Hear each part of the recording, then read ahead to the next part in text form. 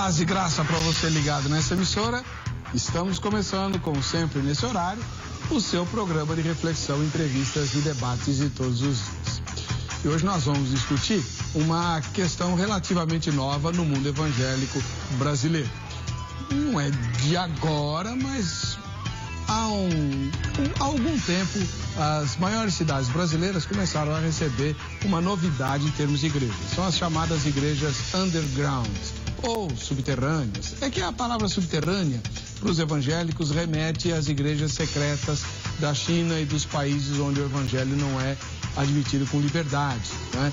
Então, resolvemos adotar o termo underground, que é a palavra que se refere aos grupos sociais também vistos como underground. São grupos marginalizados, muito distintos, muito diferentes daquilo que nós, eu e você, normalmente chamamos de pessoas comuns, né?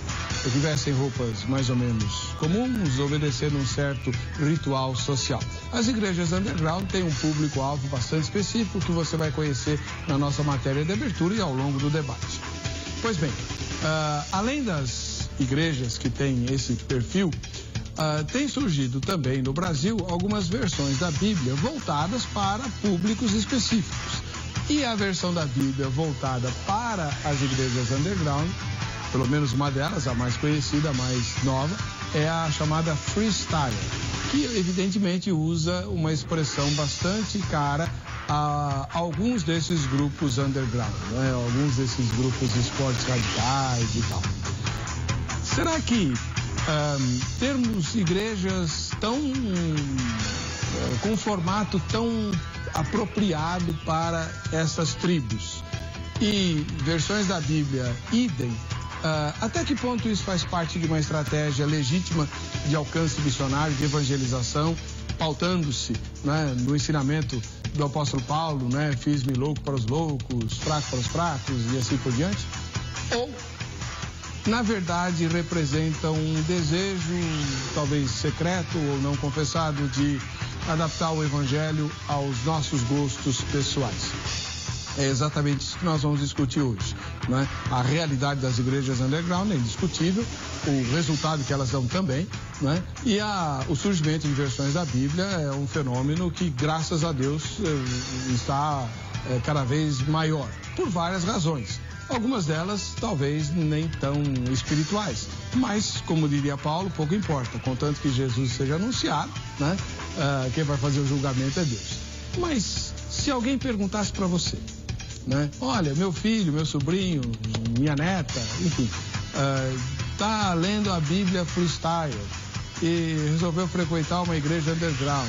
Isso é bom ou ruim? O que você diria para essa pessoa? Está no ar? Ou vejam só.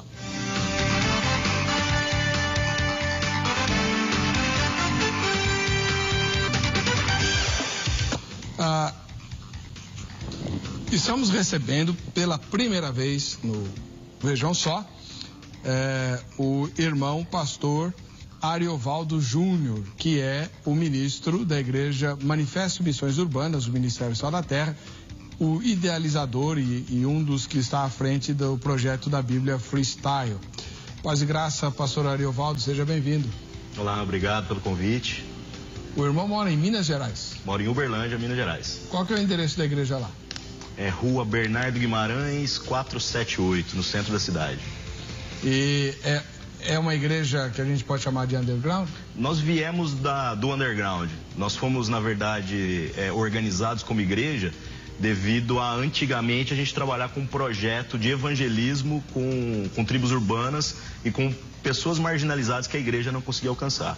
Quando a gente percebeu que já não era mais um desafio alcançar esse público, mas também as famílias e todos aqueles que orbitavam ao redor daqueles que haviam se convertido, então fomos desafiados a nos organizar. Então hoje nós não podemos dizer que somos uma igreja underground mais. Somos uma igreja alternativa de alguma maneira, mas nós conseguimos evoluir essa estratégia para algo que seja mais amplo e mais parecido com todas as igrejas. Talvez a diferença seja as expressões culturais. O nosso louvor tem uma pegada mais jovem, mais rock, essas coisas. Tá? A linguagem da pregação vai ser uma coisa mais contextualizada, mas no restante é a mesma coisa. Tá, muito bem. E a linguagem da Bíblia freestyle é bem contextualizada.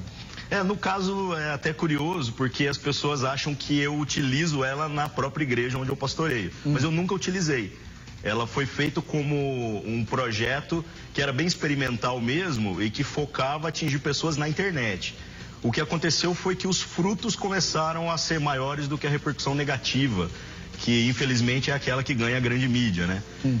Pessoas, por exemplo, no sistema carcerário, que conseguiam decorar páginas da Bíblia nas versões mais convencionais, João Ferreira de Almeida, inteiras, mas não conseguiam entender, de repente começaram a se converter diante de uma paráfrase tão ridícula em expressões tão simples.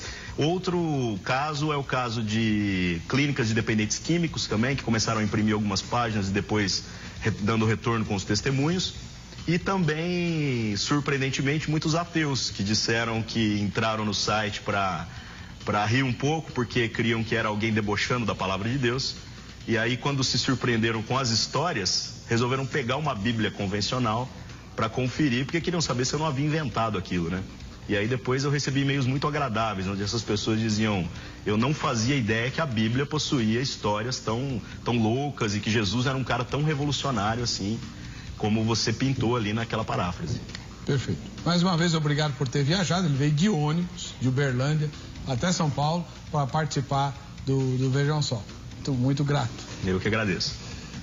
Do outro lado, você já conhece nosso parceiro, reverendo Ageu Cirilo de Magalhães Júnior, ministro da Igreja Presbiteriana do Brasil, diretor do seminário José Manuel da Conceição, um dos mais importantes, mais tradicionais seminários do Brasil, né? Que obviamente pertence à Igreja Presbiteriana, e conselheiro do Vejam Só. Seja bem-vindo, reverendo. Paz e graça. Obrigado pela promoção ao conselheiro. A alegria estar aqui mais uma vez. Que Deus abençoe a todos nós. Onde fica a igreja que o senhor pastoreia? Fica na Vila Guarani, ali perto do Jabaquara, Avenida Leonardo da Vinci, 2114. E o seminário? A gente nunca fala do seminário, né? É verdade. O seminário fica ali no Campo Belo, entre o aeroporto e ali a região do Shopping Ibirapuera. Fica na Rua Pascal, 1165. Quantos alunos tem mais ou menos lá? Estamos com 150 alunos atualmente. Tudo homem? Dos 150 tem 2 alunas. 2 alunas. Que tem chamado missionário. E fazem um curso específico ou curso teológico? Não, fazem um curso normal. Legal. Muito obrigado pela presença mais uma vez do senhor aqui. Bom, assim é a matéria que apresenta o tema de hoje, depois voltaremos com as discussões inerentes a ele no Vejam Só. Você já ouviu falar em igrejas underground? Bíblia freestyle? Underground são igrejas voltadas para um público bem diferenciado dos padrões normais e geralmente são formadas por tribos urbanas como góticos, motoqueiros, entre outras. Para quem não conhece, pode até se assustar pelo visual dessas pessoas, mas saibam que eles também podem sofrer preconceitos dos chamados cristãos, entre aspas, convencionais. E com tantas peculiaridades, os movimentos cristãos que envolvem esse tipo de cultura acabam chamando tanto a atenção da mídia quanto das pessoas em geral. Jesus Cristo é o cara, e São José, pai de Jesus, é um cara muito joia. Pelo menos é assim que os dois são descritos em uma releitura da Bíblia freestyle, que em português significa estilo livre. É mesmo frequente citar-se a polêmica como algo necessário para o avanço do conhecimento nesses campos. Mas em relação às igrejas underground e à Bíblia freestyle, até que ponto estamos adaptando o Evangelho ao nosso gosto? Acompanhe agora o programa Vejam Só. Muito bem, você participa do debate, né, indo para o nosso site, vejamsó.com.br, né, e votando na enquete de hoje. A enquete de hoje é bem direta, né? Você acha errado fazer adaptações bíblicas como a Bíblia freestyle? Se você ainda não sabe direito o que é a Bíblia freestyle, espera um pouquinho, né? Já a gente vai explicar e tal. E aí você vota. As 3 respostas são as de sempre: sim, não e não sei. Votou, está concorrendo aos presentes do kit João Rezende, que depois a gente mostra para você. Então, começar com o reverendo Ariovaldo Júnior, pastor Ariovaldo Júnior. Não pode chamar de reverendo, não, né? Normal, né? O reverendo vem da reverência que a comunidade tem ao pastor, né? Nada demais. Aliás, vou aproveitar esse gancho para explicar para os telespectadores. Não é que algumas igrejas têm reverendo e outras têm pastor. Isso é um pouquinho de uma certa implicância e ignorância aí do povo evangélico, né? Reverendo está para pastor, assim como o doutor está para médico. Quem é seu médico? O doutor fulano de tal. Quem é o seu pastor? Reverendo fulano de tal. Entendeu? Então todo pastor devia ser reverendo. Mas enfim. Irmão Ariovaldo, mais fácil, né? O que significa freestyle? Quais são as tribos que usam essa expressão e por que você a adotou na Bíblia? Eu coloquei a expressão freestyle porque era relacionada aos esportes radicais mesmo, onde a gente pensa na ideia de estilo livre. Por exemplo, no motocross a gente vê isso, né? Então, o campeonato freestyle é aquele que faz lá seus malabarismos, faz lá o seu trabalho de uma maneira totalmente diferenciada. E, na verdade, ganha aquele que consegue ser mais criativo na maneira de expressar a sua arte e tudo mais. Eu achei que caberia bem, porque a ideia seria fazer uma paráfrase das Escrituras, onde eu não ficasse preso às formas convencionais que nós temos de traduções e paráfrases das Escrituras. Porque, querendo ou não, a cultura é algo que está sendo moldada em todo o tempo, então paráfrases se tornam necessárias.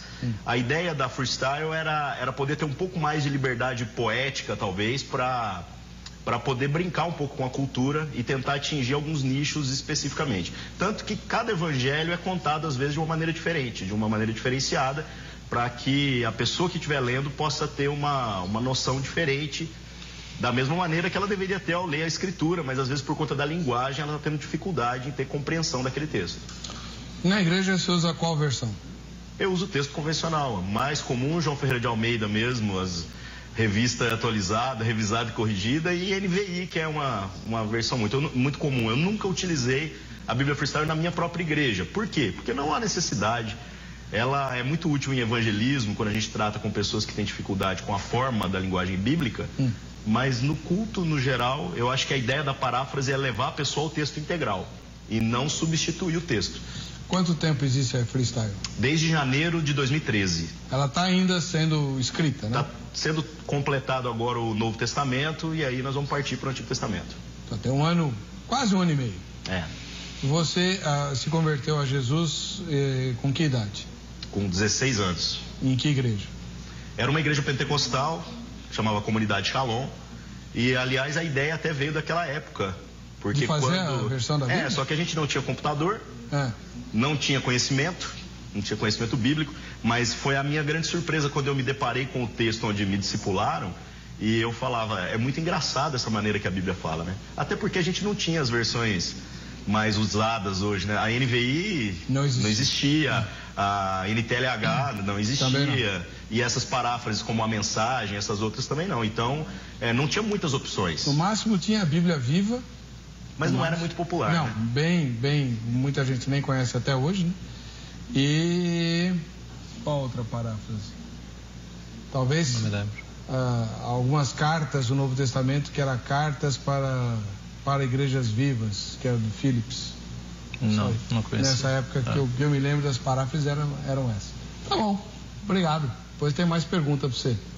O reverendo Ageu Cirilo Magalhães Júnior é um ministro da Igreja Presbiteriana, uma das mais solenes do Brasil, né? Verdade.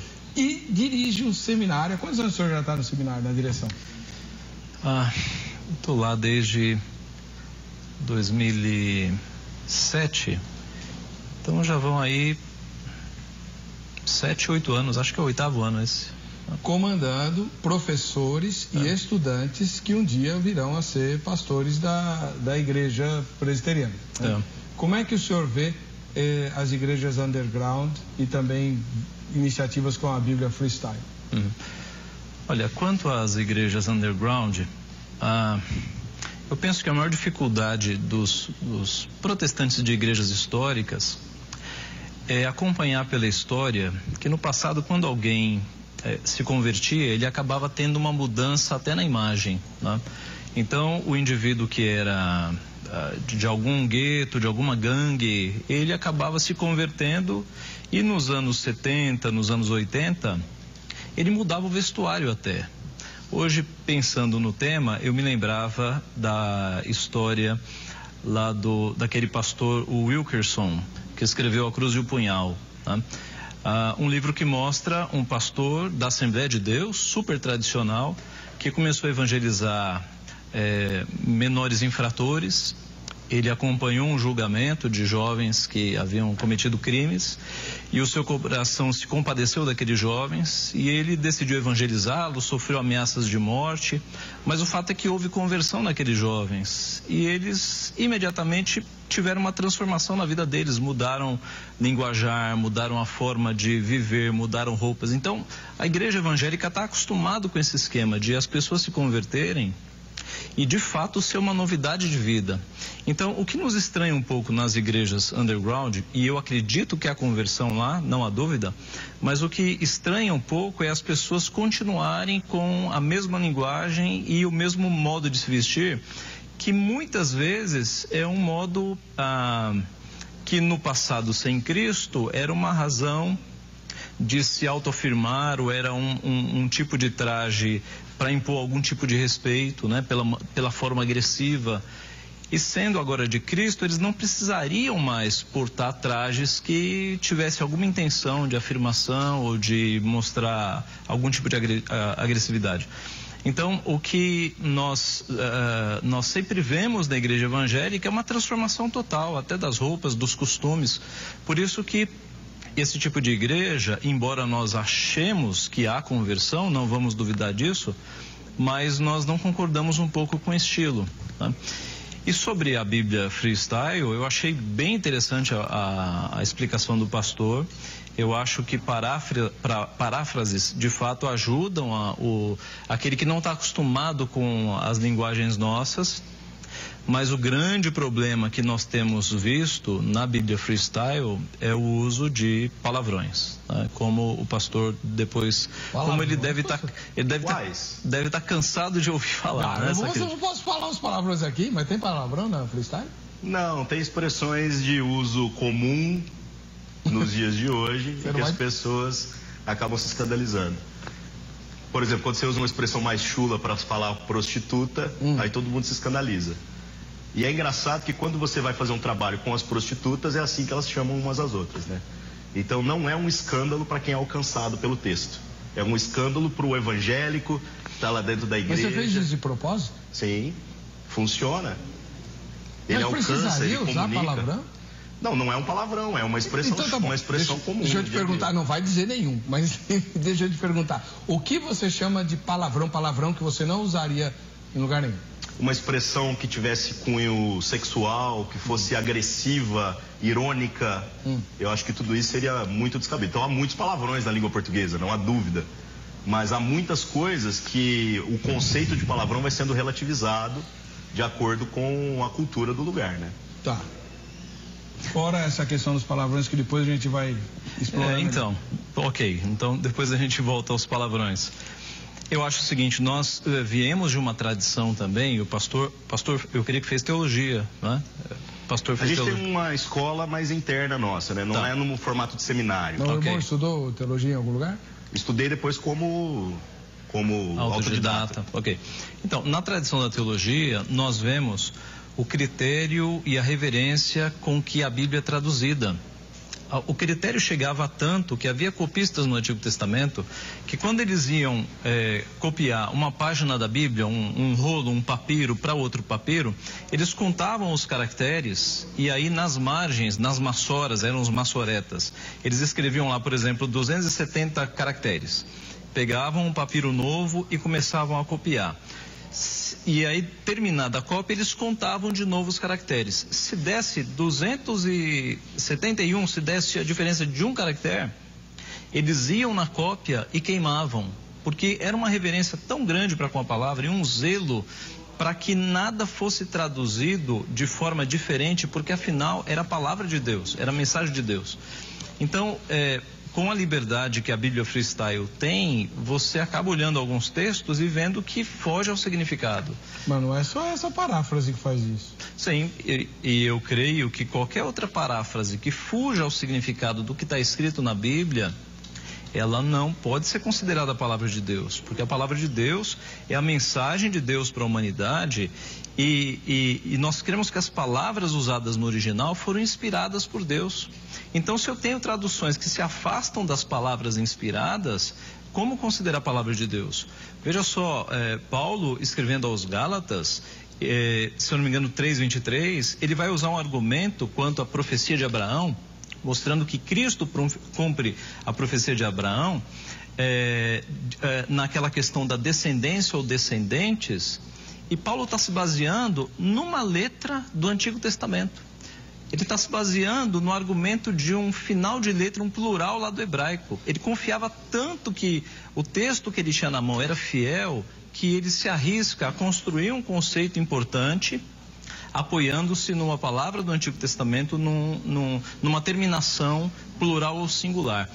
Então, para nós que viemos da teologia, é muito difícil aceitar uma versão que, quando você vai dar uma olhada no sentido, ela foge totalmente o sentido. Ela comunica uma ideia central, ok, mas nos aspectos secundários do texto, ela foge, ela desvia o sentido. No próximo bloco, você ouviu os dois extremos do debate, no próximo bloco nós vamos descer a mais detalhes. A gente vai ler algumas passagens da Freestyle, vai conversar um pouco mais sobre as igrejas underground e vamos ver o que o reverendo Ageu aceita e o que ele não aceita. O senhor não aceita nada? Veja, eu não li todo o material, mas está meio difícil. Então, vamos comparar também com outras versões da Bíblia que têm surgido, tá? Bom, enfim, nós vamos aprofundar o debate, não saia daí, a gente volta já com Vejam Só. Pastor Ariovaldo Júnior, ministro da Igreja Manifesto Missões Urbanas, do Ministério Sal da Terra. Pastor, antes de a gente falar da Bíblia Freestyle, o senhor está localizando um texto para ler para nós, eu queria que o senhor explicasse um pouquinho um pouco mais sobre as igrejas underground. O senhor já fez parte de igreja underground? Sim, a nossa igreja era uma igreja underground que acabou convergindo. Eu concordo com o que foi falado até pelo reverendo Ageu, no sentido de que a igreja não pode ser divergente daquilo que é a história da Igreja de Cristo. Não há sombra de dúvidas. A igreja underground, que não promove uma transformação no sentido de fazer essa convergência, não enxergar o outro como irmão e não mudar, inclusive, externamente. Agora, o problema é qual padrão, né? Essa é a discussão. Mas se não houver essa convergência, então nós estamos falando de uma seita. Porque eles se tornam uma resposta violenta e diametralmente oposta àquele sistema que eles disseram que não os aceitava. Então eu também não concordo com esse tipo de igreja. Agora, existe um movimento legítimo, que são aqueles que estão caminhando no outro sentido. Então a minha igreja fez parte desse movimento todo e muitas outras pelo Brasil e pelo mundo. A ideia é que haja uma convergência. Quando que a gente encontrou essa convergência? Quando começaram a se converter os familiares das pessoas que eram alcançadas através das tribos urbanas. O que adianta eu ter um maluco que se veste todo de preto e é tatuado e usa piercings e vai no culto, mas a avó dele se converte e a nossa pregação do evangelho não alcança ela? Então nós temos que flexionar a nossa cultura. De certa maneira, o movimento underground é um movimento descartável, assim como tantos movimentos de cultura e de contracultura na igreja. O desafio das igrejas underground é fazer com que as igrejas históricas ou tradicionais, as igrejas mais enraizadas nas velhas formas, caminhem na direção das igrejas mais alternativas, mas que as alternativas também caminhem na direção dessas igrejas históricas, para que a gente possa, na verdade, num futuro muito próximo, dizer que não há mais essa separação. Então hoje, se você for olhar para boa parte dessas igrejas que trabalharam os processos da maneira correta, elas não estão mais dessa maneira desligadas do processo da história da igreja. Que tribos seriam essas que fazem parte? Por exemplo, você é de que tribo? Então, isso não é uma expressão até que não faz sentido mais hoje no Brasil. Ah, é? Porque tribos urbanas foi uma realidade dos anos 90. Ah, não tem mais? Não, mas a igreja é assim mesmo, ela sempre pega um negócio com 10 ou 20 anos de atraso. Estamos atrasados mesmo. Estamos. Normal, olha só, nos anos 50 a igreja não aceitou o rock. Aí nos anos 80 foi aceitar, no Brasil nos 90. Nos anos 70 a igreja não aceitou os hippies. Certo. Nos 60 nem pensar. Nos anos 80 a gente falava que videogame ia afastar os jovens de Deus. Nos anos 90 a gente dizia que a música eletrônica era a nova era. Eu perdi anos da minha vida ouvindo porcarias de pregação sobre nova era. Aí virou a tal da nova era no final da década, e aí? Aí a gente percebeu que agora o velho ensino reformado é mais do que suficiente, que todas as besteiras que a gente correu atrás, a gente estava enganado. Hoje nós aceitamos o rock, nós aceitamos a música eletrônica, nós aceitamos todas essas coisas, desde que sejam feitas com moderação, desde que sejam feitas de modo que não influenciem os valores da palavra de Deus. Então, quer dizer, a igreja nunca fez um pronunciamento oficial, mas ela assumiu com a assimilação de todas as culturas que ela rejeitou no primeiro momento, que ela estava errada, que os referenciais são referenciais que não são absolutos. Por exemplo, o que é a forma do cristão se vestir? É um modelo centenário. É um modelo secular, tem um século. Porque se Paulo fosse teletransportado no tempo e visse as nossas igrejas com as nossas roupas, ele ficaria escandalizado. Se ele visse a nossa liturgia, o nosso modelo de escola grega, onde um cara tem um microfone e o resto fica sentado em cadeiras, olhando um para a nuca do outro assistindo, ele ficaria profundamente escandalizado. Quer dizer, isso que nós construímos como igreja é ruim? Não, de forma alguma. Isso serve a um determinado modelo cultural, serve a um determinado público. Então, como essas igrejas estão frutificando e não estão negociando os valores da palavra de Deus, eu não creio, então, que o modelo da igreja histórica, com a sua liturgia, com a sua forma, seja ruim de forma nenhuma. Mas eu também não creio que esse modelo seja absoluto. A reforma tratou muito de aspectos doutrinários, mas deixou todos os aspectos eclesiológicos de lado. Querendo ou não, os cultos são uma missa um pouquinho melhorada. Credo, pastor. Não tem sacrifício de Jesus no culto. A missa tem. Não é, reverendo?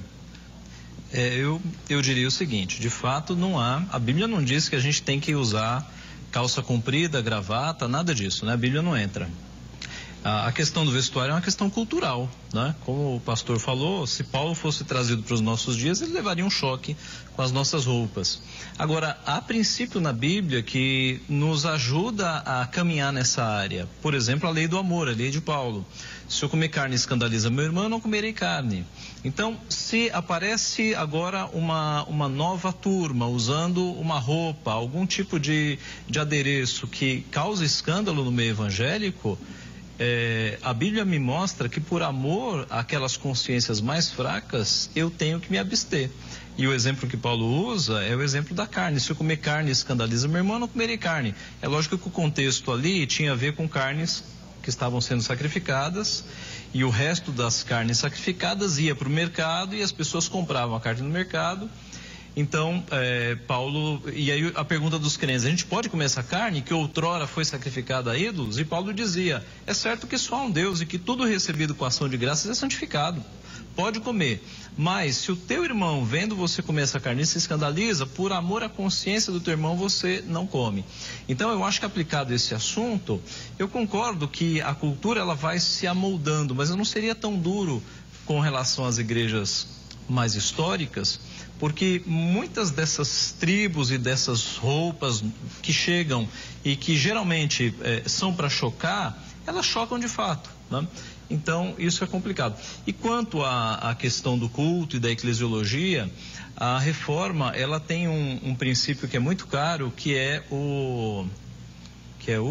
A igreja reformada sempre se reforma. Princípio regulador do culto. Princípio regulador do culto. Que prevê que num culto você tem que ter todos os elementos baseados na palavra de Deus. É certo que há ocasiões e circunstâncias. A Bíblia não diz qual deve ser o formato do templo, mas o templo pode ter formatos arquitetônicos com princípios bíblicos.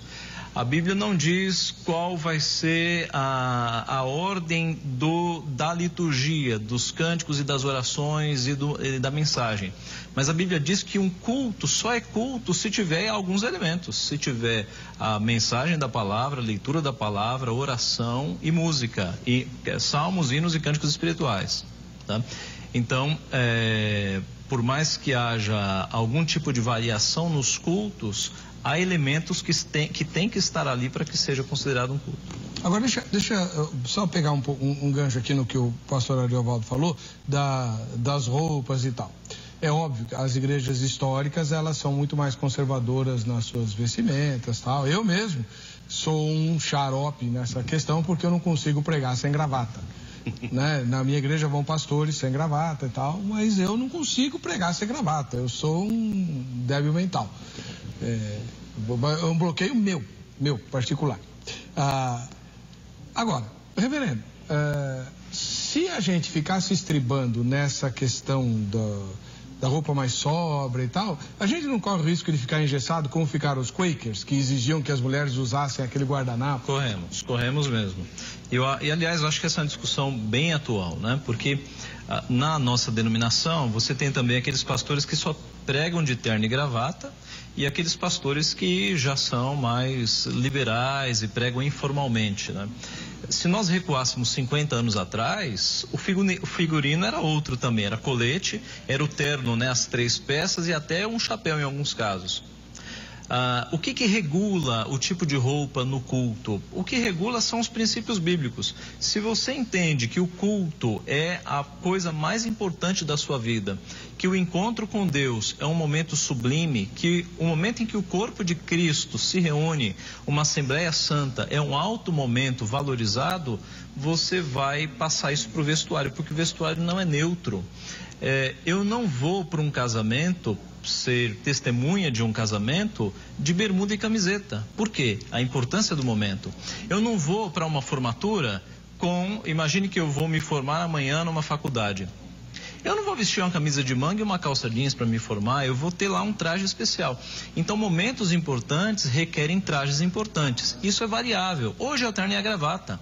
Mas se nós saíssemos daqui, fôssemos para um continente africano, e nós chegássemos lá num país que a roupa mais importante da cultura, a roupa que expressa maior importância, fosse uma bata branca, vistamos a bata branca. É variável, a Bíblia não fala em terno e gravata, a Bíblia fala que culto é momento importante. E aí, como roupa não é neutra, a roupa expressa uma linguagem, eu vejo na cultura qual é a roupa que mais mostra para mim a importância daquele momento, e assim eu me visto. Tenho quase certeza que o pastor Ariovaldo quer falar, porque a gente viu na matéria de abertura algumas cenas, se for possível pôr aquelas últimas cenas da matéria de abertura, mesmo sem o áudio, vai ser legal. Um grupo de pessoas, né, numa dessas igrejas underground, não sei qual acho que eles estavam bangueando, é isso? Bater na cabeça, né? Isso era muito comum nos anos 90. Não é mais? Graças a Deus, assim, a cultura está mudando, né? Essa discussão, por exemplo, do como a igreja... Eles estão comungando agora, é isso. Quer ver, ó? Teve todos os elementos, né, segundo a ordem do culto, tá? Tem a leitura da palavra, a ministração do sacramento. E depois a música, né? Então, mas o interessante é o como nós definimos os padrões mesmo e o como a gente acaba nos conformando com a fraqueza das pessoas da igreja. Eu concordo totalmente com essa ideia de que nós não podemos escandalizar os irmãos. Aliás, eu faço até força muitas vezes, em algumas ocasiões. É isso que eu tô falando. Sim. Em algumas ocasiões já falaram, pô, você vai celebrar um casamento? Eu também vou vestido apropriadamente para celebrar o casamento.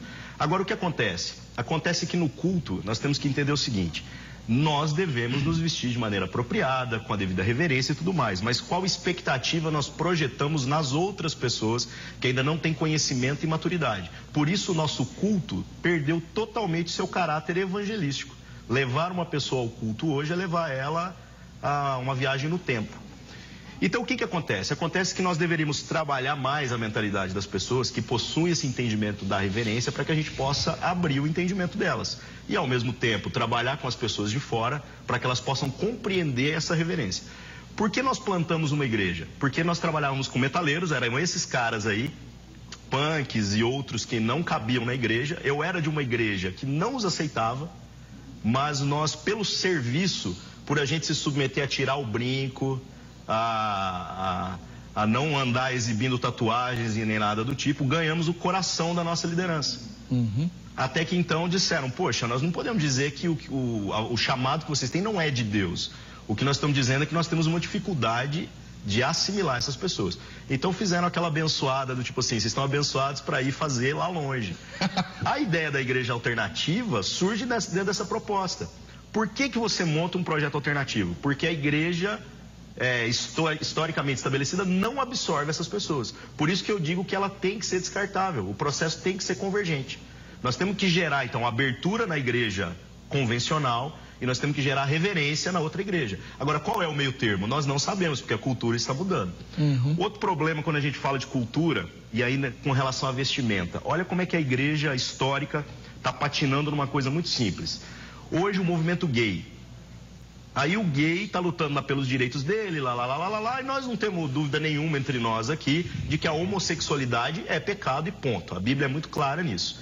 Agora o problema é que quando aparece um travesti na igreja, o que nos incomoda são os peitos do irmão.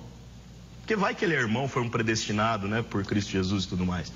Então a gente não consegue nem abraçar o irmão, nem pregar o evangelho para ele, nem sentar na mesa com ele, porque ele ainda não possui entendimento e por isso que ele está vivendo daquela maneira. A igreja, quando absorve ainda esse cara, ela está mais preocupada em fazer uma cirurgia para mudar esteticamente do que em pregar o evangelho. Para você ver como que o que a gente está chamando e defendendo de uma cultura cristã e tudo mais, muitas vezes é um empecilho para o avançar do evangelho, para alcançar pessoas dos nossos dias. Então eu concordo com a reverência, eu concordo com todos esses aspectos, a ordem do culto, a liturgia, tudo isso é importante. Mas a gente tem que pensar se nós não estamos idolatrando demais as formas e com isso impedindo pessoas de chegarem até Cristo. Eu até não imaginei que a sua resposta seria um pouco diferente, porque o pouco envolvimento que eu tive com algumas pessoas do grupo underground me surpreendeu bastante e muito, né? Eu ainda era pastor lá, seu vizinho, na igreja do Jabaquara, quando nós fizemos um congresso lá de gente metaleira lá, de Jesus e tal, e chegaram uns dois lá, malucos, né, que vocês falam? Mas quando eu os ouvi orando e se exortando mutuamente, eu fiquei profundamente envergonhado. Envergonhado mesmo. Eu jamais teria coragem, acho que nem hoje eu tenho, de pregar denunciando o pecado e confrontando os irmãos do púlpito da minha igreja, como eu vi o irmãozinho lá fazendo. E o pessoal tudo maluco, tatuado, cheio de... É verdade, Senhor, misericórdia e tal. E se consertando com Deus ali, sem muita preocupação com o que o cara que está no banco do lado tá pensando, né? Então, existe a minha forma de ver é que a igreja histórica tem uma tradição a zelar e uma preocupação, às vezes, um pouco exagerada com a forma. E vocês, do grupo underground, não tem compromisso nenhum com a forma. Só pensam no conteúdo. Sim, essa é bem a ideia. Agora, o desafio, então, é convergir essas duas coisas. Exatamente. É a gente caminhar na mesma direção. Por exemplo, uma curiosidade. Hoje, o lugar onde eu mais sou chamado para ministrar são igrejas históricas. Até porque o que eu percebi é que as comunidades que são dissidentes das igrejas históricas, que num primeiro momento são abertas culturalmente, se tornam fechadas em si mesmas. Como assim? Elas abrem, aqui é diferente da presbiteriana. Aqui o louvor é mais para frente e tal. E aí se torna um gueto. É ali, só prega quem é dali e ela fecha. A próxima geração não tem continuidade. Agora, as igrejas históricas, com todas as dificuldades que elas enfrentam, elas são aquelas que estão procurando os missionários que trabalham com os marginalizados, que trabalham com os travestis, com os moradores de rua, que trabalham com as tribos urbanas, para poder dar treinamento para que eles possam, a partir do referencial histórico da igreja, começar a desempenhar missão em lugares que ela não chegava. Agora eu acho, pastor, que o que pode colaborar com essa convergência é a igreja evangélica brasileira entender de uma vez por todas que evangelismo se faz na rua. Porque muitas igrejas hoje fazem o seguinte, fazem o esquema ratoeira. A gente vai fazer aqui um ambiente agradável para o de fora. E, aliás, nos Estados Unidos, isso é um movimento que há 10 anos atrás estava em voga lá e agora chegou agora, né? Tudo é assim, né? A gente tem o macaquinho aqui, é sempre atrasado, né? As igrejas seeker sensitive, sensíveis aos que buscam. Então, o que eles fazem? Eles montam uma igreja que não parece com igreja. Por quê? Porque o não crente não gosta de igreja. Então vamos montar algo aqui que pareça um programa de auditório, que pareça um estúdio de televisão, não pode ter aparência de igreja. mas é uma ingenuidade, porque o indivíduo entra, dá uma olhada, na primeira leitura da Bíblia ele fala, é uma igreja, é uma igreja.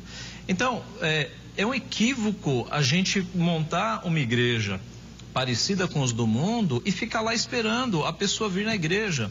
Cristo mandou nós pregarmos lá fora, ide por todo mundo. Então, eu sou muito partidário de grupos nos lares, de discipulado nas casas, porque quando você alcança a pessoa fora da igreja e ela crê em Cristo lá, quando ela entra na sua igreja, ela pouco está se importando se tem cara de igreja, porque ela já foi discipulada, já foi trabalhada. Mas essa foi a nossa experiência como movimento alternativo.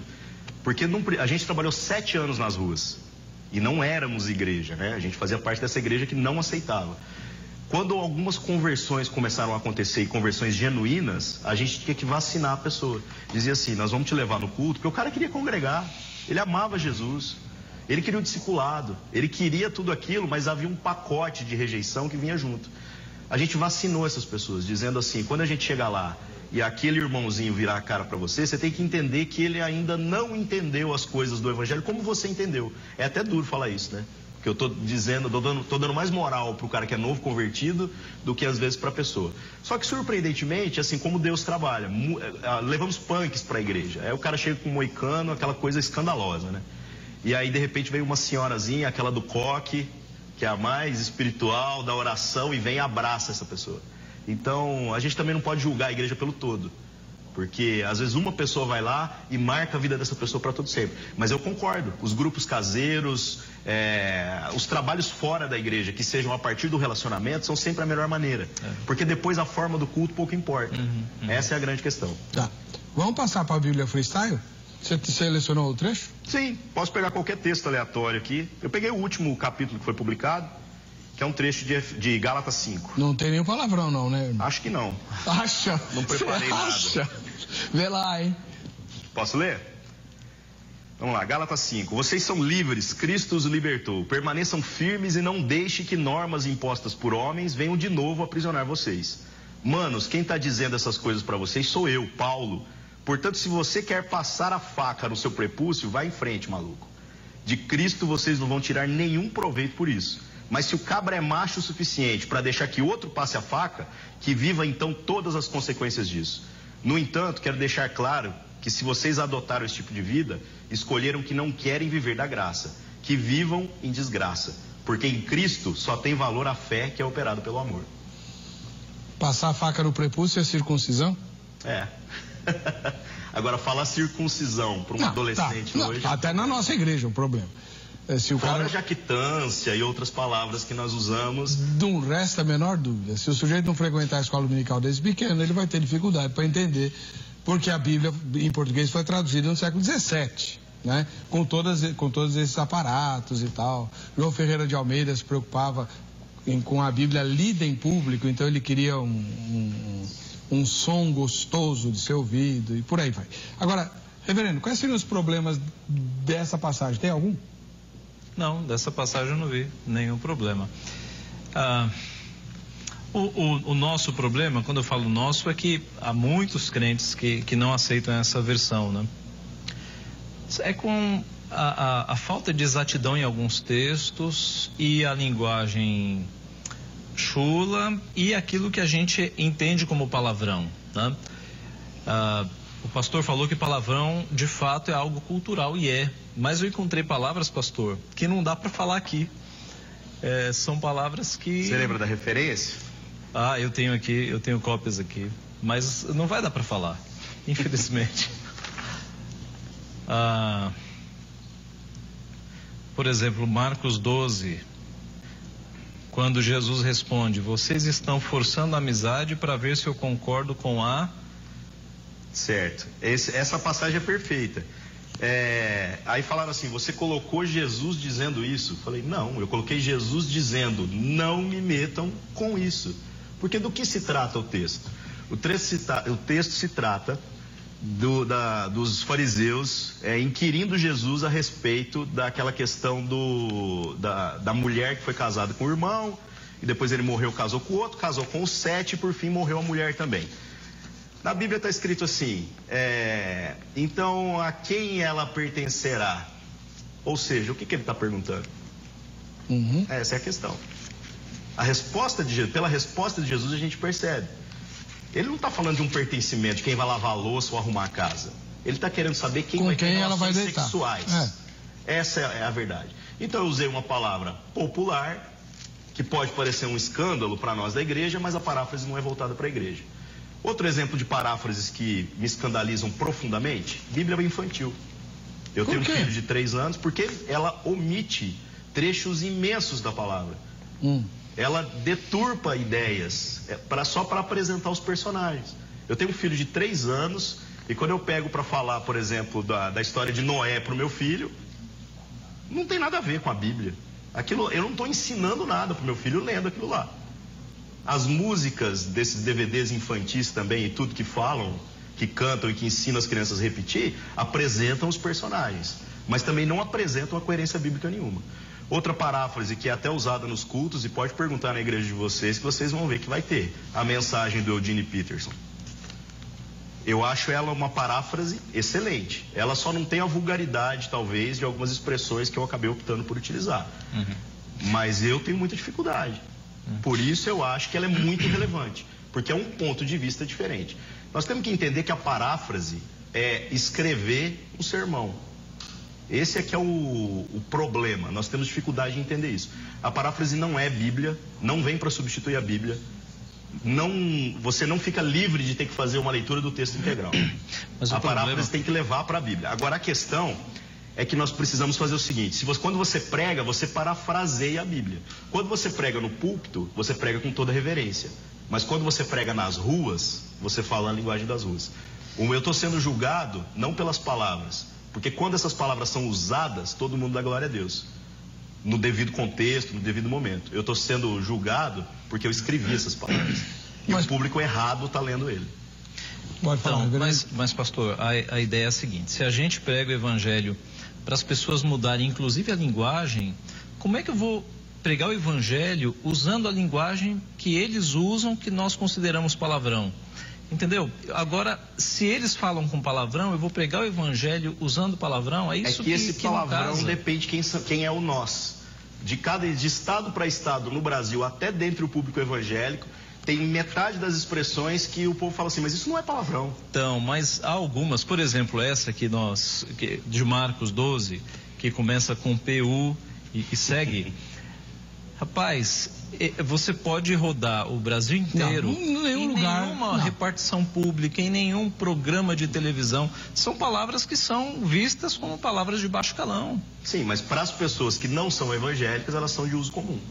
Agora, como a paráfrase não substitui a Bíblia, a ideia é só levar a pessoa até o texto bíblico. Quando ela chegar no texto bíblico e tiver maturidade e interesse para isso, ela vai mudar a linguagem dela. Mas você não podia usar, por exemplo, a expressão nojeira?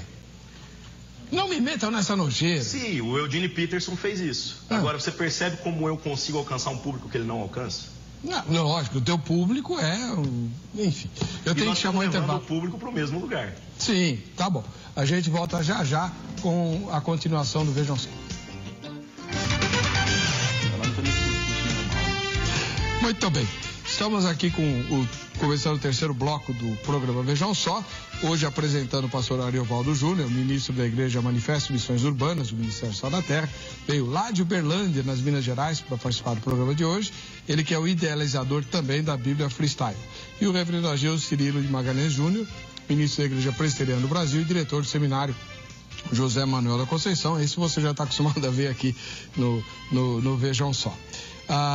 E a gente estava falando sobre algumas expressões bastante, assim, típicas de um segmento bastante popular da população, que muitos de nós consideramos palavrões e que fazem parte da Bíblia Freestyle. O pastor Ariovaldo Júnior estava explicando, né, pastor? A versão freestyle é uma paráfrase da Bíblia, só existe na versão eletrônica, né? Por enquanto, sim. E que não visa substituir a Bíblia nem ser usada no culto, tanto que nem ele usa no culto, né? É uma ferramenta de prospecção evangelística, vamos chamar assim. Uma curiosidade: como é que você traduz, ou que palavras você usa para a expressão bíblica tradicional que só existe na Bíblia em português? Concupiscência. Desejo. Ah, não, mas aí você enfraqueceu. Mas sempre enfraquece. Desejo intenso, né? Desejo intenso pelo pecado. Seria. Mas sempre enfraquece. Esse é o problema. Você pega a NTLH, que tem um valor didático para discipulado incrível, principalmente para pessoas com alfabetização, assim, não muito forte.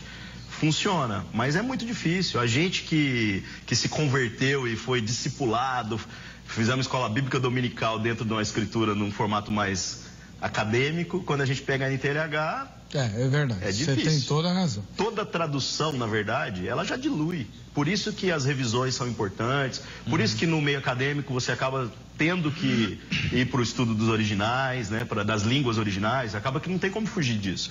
Agora uma pergunta, pastor. O público que lê a Bíblia Freestyle, é óbvio, foi alfabetizado, eles leem, não é? Sim.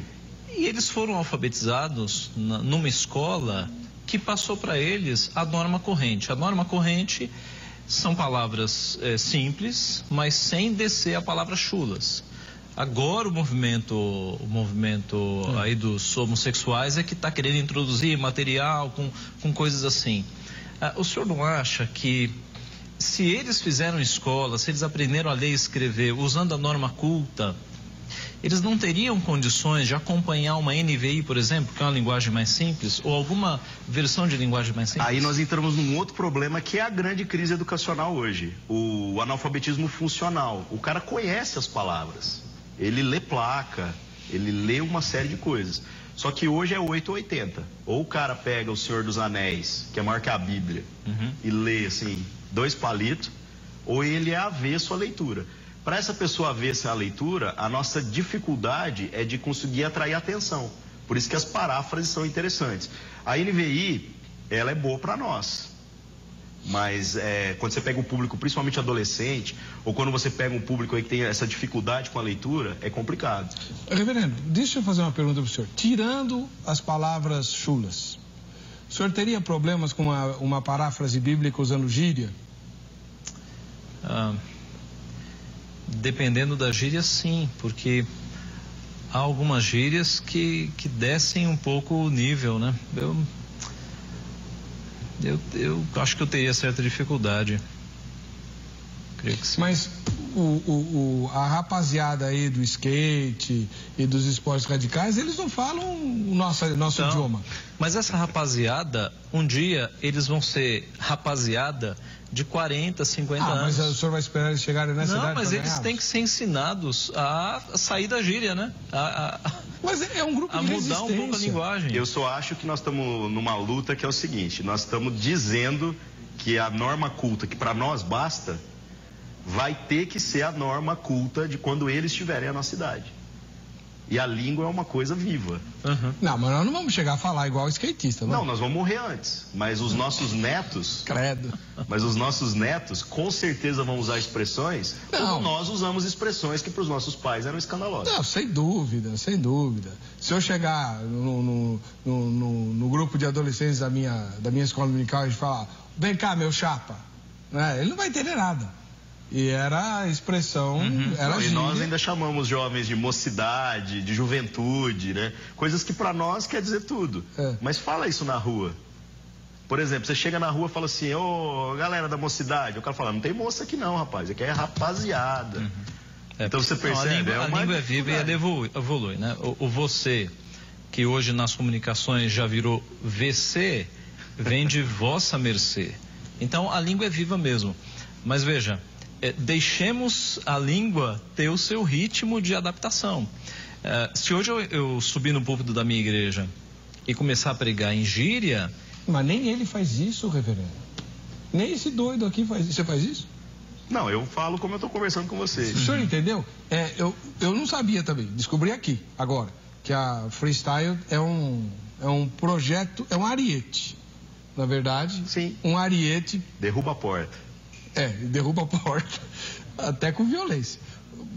Prospectando lá no presídio, nos prostíbulos. Com os preconceituosos com a escritura, aqueles que acham que a Bíblia é um livro retrógrado. Mas porque você podia ter evitado as palavras, aí eu concordo com a Brenagem, aí também não precisava. Deixa eu ver aqui algumas opiniões e a gente vai colher também as da rua. Viviane, da capital paulista. Mora em São Paulo e congrega numa igreja tradicional e, na minha opinião, a questão não é adaptar o evangelho ao nosso gosto, e sim a necessidade de traduzir o evangelho para a linguagem de hoje, até o ponto de todos conseguirem entender de forma clara e objetiva as escrituras. Muitos ignoram as igrejas underground e a Bíblia freestyle, mas ambos são trabalhos sérios, muito mais sérios do que as igrejas que estão na mídia hoje. Tenho 3 filhos e nos cultos domésticos que estou organizando, usarei como base a Bíblia freestyle. Nem eu uso, mas ela vai, Viviane, né? Cuidado, faz uma censurazinha. Não seria o caso de colocar uma advertência? Porque veja, internet hoje, até a criançada, se está assistindo a televisão, está digitando lá Bíblia freestyle. E aí vai ter acesso a palavrões. Você põe mas ele tem o tempo todo. Se ele pôr no Google, ele também vai ter muito mais palavrões. Sabe o que você faz? Ó? A Ana está dando uma sugestão boa aqui. Ó. Você entra no texto e coloca um parênteses de cada palavra. Aí você põe assim, pi. É ótimo, né? A pessoa já Você sabia sabe. que nos vídeos que eu gravo no vlog, eu não falo palavrões. Mas teve, por exemplo, um vídeo que eu fiz sobre a questão das manifestações. E aí eu quis ser enfático e irônico. E aí eu falando e eu coloquei o pi, mas foi tudo pensado de propósito. Porque a ideia era provocar o choque pela expressão. Mas eu também acho que muitas coisas que às vezes eu escrevo na forma falada seria escandalosa, eu não tenho dúvida disso. Por isso que a gente tem que entender que o projeto ele atende um objetivo específico.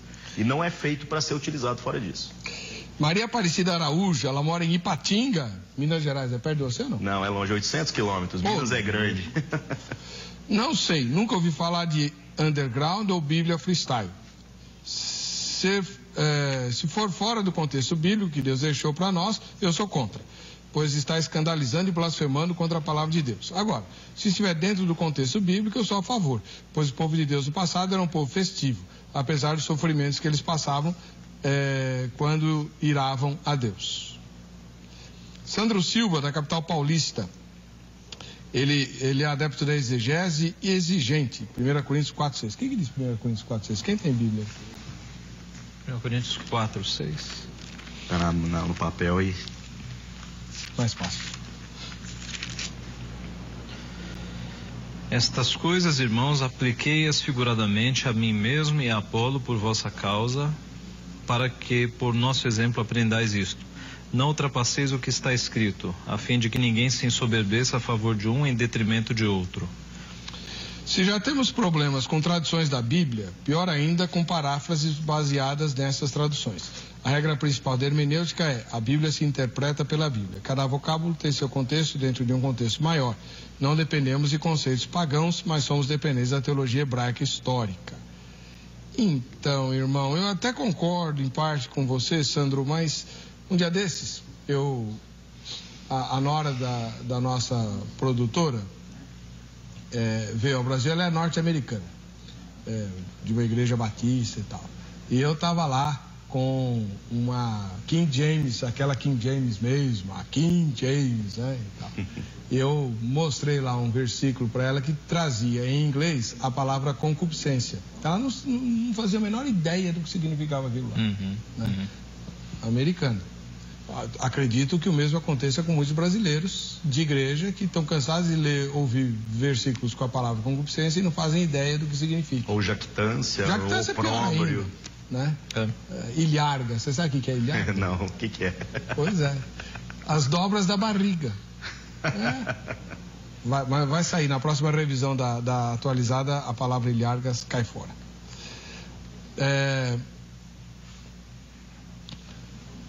Anita Belonha. Mas eu não sei lidar com esses negócios, viu?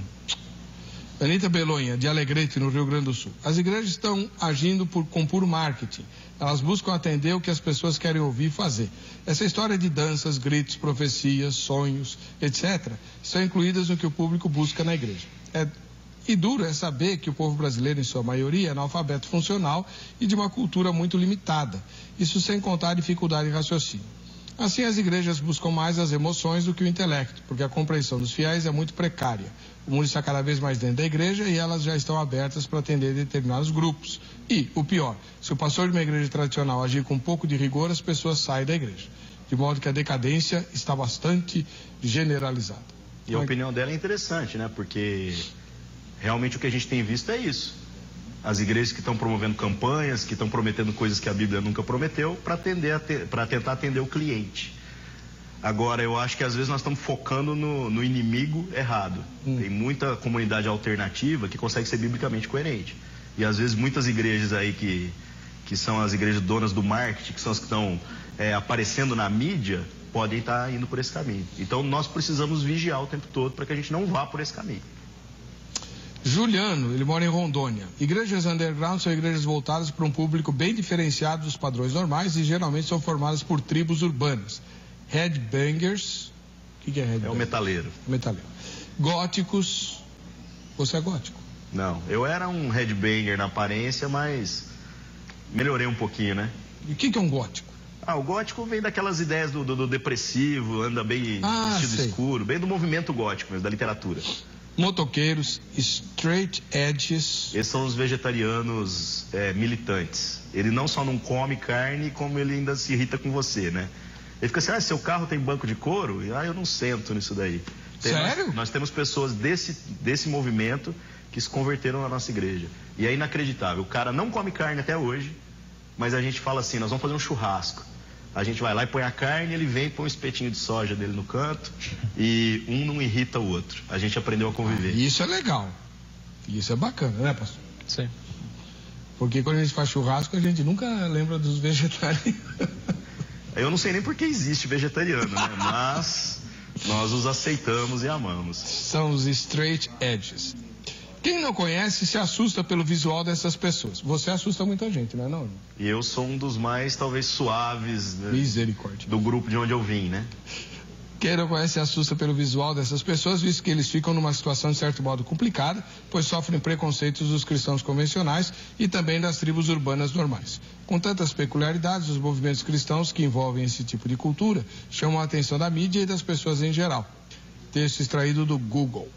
O mundo quer que Cristo nos aceite como somos, quando na verdade deveria ser o contrário. O mundo quer que Cristo nos aceite como somos, quando na verdade deveria ser o contrário.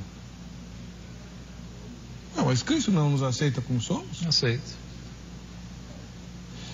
O senhor falou de transformações no primeiro bloco. Eu queria, até anotei e depois esqueci. Aprofunda um pouco. Que tipo de transformação é esperada de quem conhece a Jesus? Olha, transformação integral para que o que a Bíblia chama de velho homem seja velho homem mesmo. A Bíblia diz que aquele que está em Cristo é nova criatura. A Bíblia fala em novidade de vida. Então a gente entende que isso é mudar a forma de pensar, a forma de falar, porque a Bíblia fala muitas vezes nessa renovação da nossa linguagem, né? Por exemplo, no Sermão do Monte, Mateus capítulo 5, Jesus adverte aqueles que estavam ouvindo de que se eu me irar contra o irmão, eu sou sujeito a julgamento, se eu chamá-lo, se eu proferir um insulto a ele, eu sou sujeito a julgamento, a tribunal de julgamento, e se eu chamá-lo tolo, que era um xingamento, moros em grego, raca em aramaico, eu sou passível ao inferno. Então, quer dizer, é Jesus mostrando que a nossa linguagem deve mudar. Em Mateus 12, ele diz que cada um de nós será julgado por cada palavra frívola. Frívola lá, o sentido é de palavra imprudente, palavra boba, né? Você tem a Bíblia dizendo, não saia da vossa boca nenhuma palavra torpe, Efésios 4:29. A Bíblia diz que nós não podemos ter linguagem obscena no nosso falar. Então a linguagem é algo que de fato está presente na Bíblia, mostrando que agora o convertido, ele tem que ter uma renovação da sua linguagem. Ele não pode ter uma linguagem que escandalize, uma linguagem obscena, uma linguagem que remeta à sexualidade, né? Então, o novo cristão é exigido dele que de fato não é exigido, né? A Bíblia mostra que o novo cristão, ele tem transformação de mente, transformação de palavras, transformação de atitudes, de coisas que fazia e não faz mais, e coisas boas que não fazia e agora faz. Então, espera-se uma mudança total, né? E às vezes a gente vê pessoas se convertendo E lá na igreja eu tenho pessoas que passam por isso, lutando para deixar o vocabulário que era sujo, que tinha palavras de baixo calão, deixar para trás. De vez em quando escapa uma, né? E quando escapa uma na igreja é uma saia justa, né? Mas são pessoas que estão lutando para mudar o linguajar. A Bíblia mostra que a linguagem é algo importante. Tá? Não, imagina para nós então, ainda quando vamos proferir um sermão em qualquer lugar. É imperdoável qualquer deslize. Essa é a grande questão, porque o irmão errar ainda está certo, agora o pastor errar... Oliveira, que mora em Uberaba, Minas Gerais. 100 quilômetros. Pastor Ariovaldo Júnior, parabéns, irmão, pelo seu trabalho, deve conhecer. Parabéns, irmão, pelo seu trabalho para a obra de Deus. O teu esforço para a obra de Deus foi reconhecido por ele, tenha certeza. Você não recebe só crítica não, irmão. Eu só não parei o trabalho, para falar a verdade, face ao escândalo, a tudo... Carta de repúdio de certas denominações e coisas desse tipo, tudo isso eu recebi, sabe? Alguns pastores famosos indo na mídia e descendo pau e outras coisas do tipo. Eu só não parei com o projeto por causa dos bons frutos. Porque se eu for colocar na conta o que eu ganhei com isso, eu não ganhei nada. Eu nunca tirei R$1 disso. Essa promoção para mim não é conveniente. A minha esposa não lê as coisas que eu publico na internet porque ela não suporta os comentários. Então, eu só resolvi levar esse projeto a cabo. Eu tenho uma curiosidade. Por conta disso. Como é que você vai fazer com o livro de Apocalipse? Então, isso é uma surpresa, mas... Tá bom. Eu não quero dizer, mas nós queremos ser muito conservadores nisso daí. E nós vamos surpreender as pessoas. Você volta aqui depois. Eu quero aplausos das pessoas depois quando falarem assim, gostei. Porque nós estamos tentando, principalmente no Apocalipse, que por ter esse caráter de profecia, é um texto muito complicado de mexer. Um texto talvez mais complicado que a gente mexeu, e que não era bem a ideia de profecia, mas foi muito complicado pela linguagem, foi Romanos. Porque Romanos não tem o que mexer nele. Teve gente que me escreveu e falou assim, faz de novo porque ficou muito parecido com o original. Eu li Romanos 9 e você fica zoando com os arminianos lá na freestyle. Já leu Romanos 9 na freestyle? Não, eu só coloquei a zoeirinha lá. Você zoa com os arminianos lá. Mas como é que a gente... Tem uma frase lá, quando Paulo fala em Romanos 9, fala assim, que para provar que ele escolhe soberanamente e tal, né? Antes que que qualquer um dos dois tivesse nascido, Deus disse que amou Jacó e aborreceu Esaú e tal. Aí ele põe de Paris assim, cadê seu livre-arbítrio, arminiano?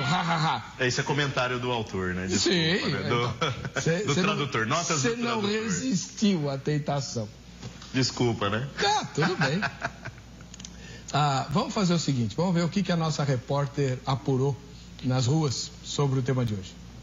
As igrejas underground, Bíblia freestyle, até que ponto estamos adaptando o evangelho ao nosso gosto?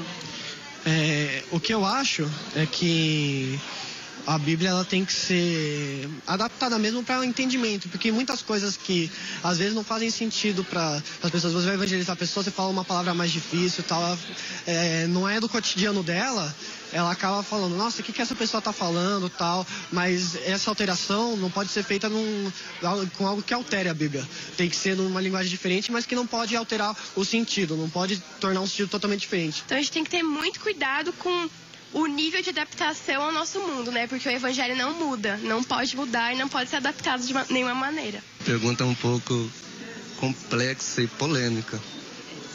Tudo que vem para somar ao reino de Deus é bem-vindo. Mas eu penso que deve-se tomar muito cuidado com algumas coisas. Nós não podemos querer, por exemplo, secularizar as coisas de Deus.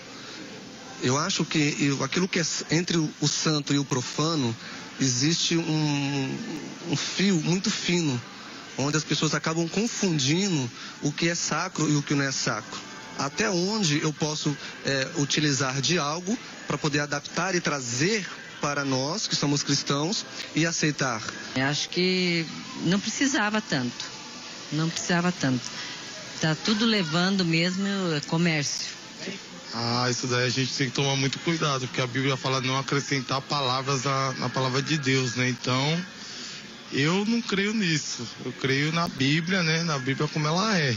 Agora, se esses estudos aí, eu não sei. Eu não acredito. que a gente tem que seguir a Bíblia, né, do jeito que tá. Não tem que mudar, colocar palavra, colocar letra, não tem que mudar. A nenhum ponto. O evangelho, ele é daquele jeito que está ali. Não temos que mudar o nosso gosto. Acredito que é aquilo que está ali. Pregar a salvação, Jesus Cristo, apenas. Nada mais além disso. O Senhor, ele é o mesmo ontem, hoje e eternamente. Eu penso que, e creio nisso e vivo isso, que a presença de Deus, ela não precisa ser modificada com tantas ondas, com tantas modas, com tantos modismos. O Senhor não mudou, não vai mudar. E o ser humano que está mudando, o Senhor que está trazendo, infelizmente, o ser humano tem trazido, infelizmente, o que é do mundo para dentro da igreja.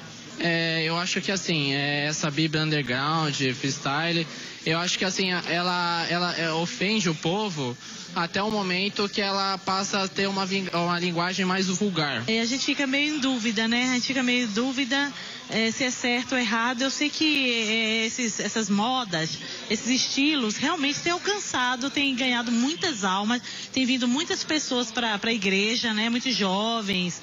Eu acredito que sim, eu acredito que vale a pena, né? Da forma deles, entrar nesses lugares assim mais difíceis. Eu acho que o evangelho,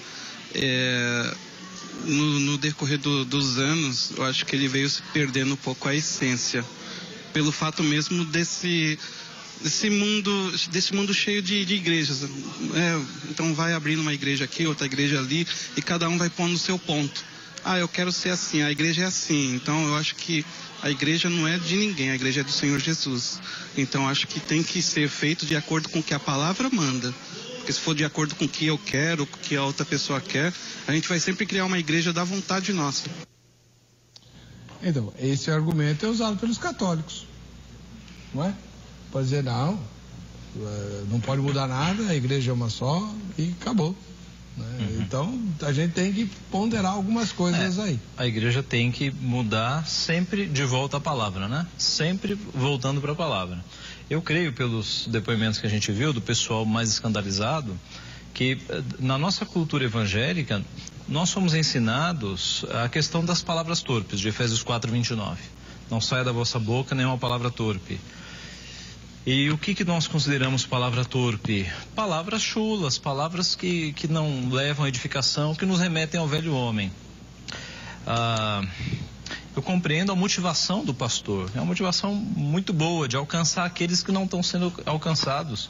E aí as igrejas históricas têm que de fato colocar a mão na consciência para perceber que não estão alcançando, não estão indo atrás de alguns grupos da sociedade.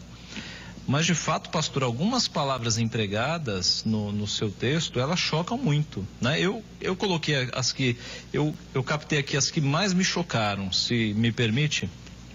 Que eu tenho que acabar o programa. Mas você pode passar para ele. Deixa eu falar uma só. Ao ver esta cena, o religioso começou a falar baixinho. Se Jesus fosse mesmo tão poderoso quanto dizem, saberia que essa vagabunda aí não vale nada. Quer dizer, essa palavra choca demais. Você juntou um palavrão com poderoso. Mas não é palavrão, é advérbio de intensidade, você percebeu? Eu atribuí força à expressão.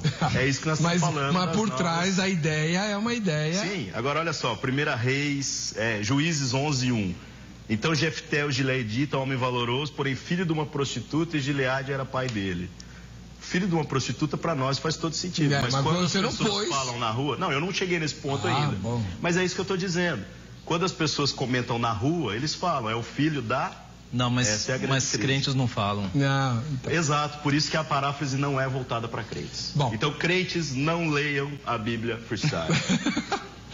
Vamos fazer o seguinte, é bom que você tem um humor muito legal, né? Já está convidado para voltar quando terminar Apocalipse, tá bom?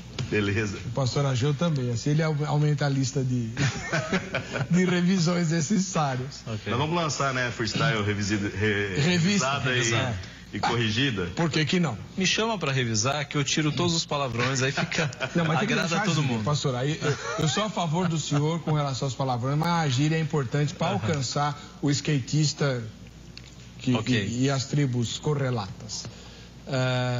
O nosso tempo acabou. O contato dos dois irmãos está no site vejamsó.com.br. Você pode falar com eles por meio dos contatos que estão lá na aba Convidados. Use e abuse, tá bom? Quem vai levar o kit de Resende? Ana Lúcia, aqui da capital?